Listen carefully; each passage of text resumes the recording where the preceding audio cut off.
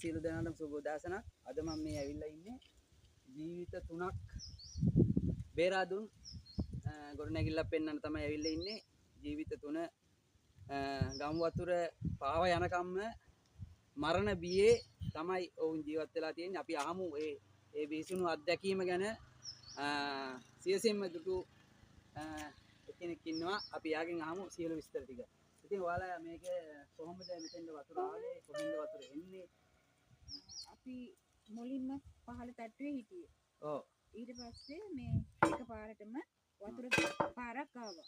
ළඟට ඇවිල්ලා ගන්න. වතුර පාර එන අතරතුරදී අපි අම්මවත් අරගෙන අපි දෙන්නයි අපි තුන් දෙනාම උඩ තට්ටුවේ හිටියා. ඒ ඉඳලා බලනකොට එක පාරටම වතුර පාරක් වැඩි වුණා. ඔව්. ඒ වැඩි වෙනකොට ටිකෙන් ටික වැඩි වෙනකොට ගෙයි බඩු ටික යන්න පටන් ගත්තා. කියන්නේ ඇතුලේ තිබ්බා. ඇතුලේ තිබ්බත් යන්න පටන් ගත්තා. දොරවල් කඩාගෙන පිටිපස්සේ දොර කඩාගෙන ආවා.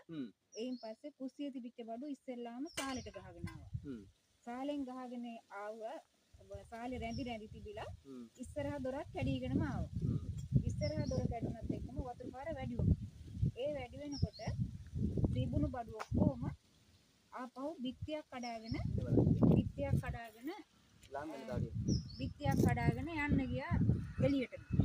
ඊට පස්සේ අනිත් බිත්තිත් අපි උඩට ගියා. උඩ ඉඳලා බලාගෙන සැරෙන් සැරේ එක කොටසක් වැටෙනවා අනිත් කොටස වැටෙනවා. එහෙම වැටි තිබිච්ච බඩුත් අපිට පෙනිපෙනිම ගසාගෙන යන්න පටන් ගත්තා. මගේ ප්‍රීත් දෙකක් තිබ්බා. ඒ දෙකයි කෑම මේසයක් තිබ්බා. ඒකත් පුටු සෙටියක් දී පුටු සෙටියකුත් ඒ සේරම අපි ඉදිරියේම ගසාගෙන යන්න පටන් ගත්තා. ඔව්. එතකොට ඔයගොල්ලෝ කී දෙනෙක්ද ගෙදර හිටියේ? ගෙදර 3 දෙනෙක් හිටියා. මමයි මහත්තයයි මගේ අම්මයි. ඔව්. ඊට පස්සේ අපිට දැනගන්න ලැබුණා අම්මා නැති වුණා කියලා. ඒක පොඩ්ඩක් පැහැදිලි කරන්න කොහොමද උනේ? කවද්ද උනේ?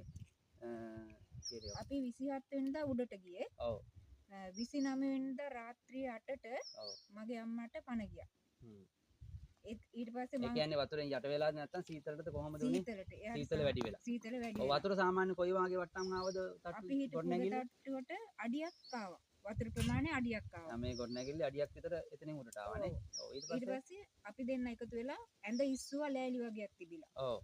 මෙට්ටේ තෙමෙන්න ආපු ගමන් ඇඳට ලෑලි වගේක් තියලා ඇඳ ඉස්සුවා. ඒ උස්සලා අම්මව උඩ තිබ්බා. තියලා අපි ඒ දෙපැත්තේ හිටගෙන හිටියා. ඔව්. ඊට පස්සේ මම පුළුවන් තරම් කෝල් ගත්තා වටපිටාවට දන්න අයට.